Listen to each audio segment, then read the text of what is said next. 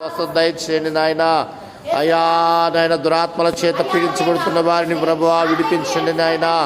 అయా వ్యాధుల చేత పీడించబడుతున్న వారిని విడిపించండి అయ్యా. దురాత్మ శక్తుల ద్వారా అయా పీడించబడుతున్న వారిని విడిపించండి నాయన. అయా చీకటి శక్తుల ద్వారా అయా పీడించబడుతున్న వారిని విడిపించండి నాయన. విడిపించండి అయా అప్పుల సమస్యల చేత, ఆర్థికమైన సమస్యల చేత అయా పీడించబడుతున్న వారిని విడుదల విడుదల విడుదల విడుదల దయచేయమని ప్రార్థన చేస్తున్నాము తండ్రి. అయా నాయన కుటుంబ సమస్యలతో పీడించబడుతున్న వారికి విడుదల దయచేయండి అయ్యా. త్రాగుడు దుర్వ్యసనములతో పీడించబడుతున్న వారికి విడుదల దయచేయండి అయ్యా.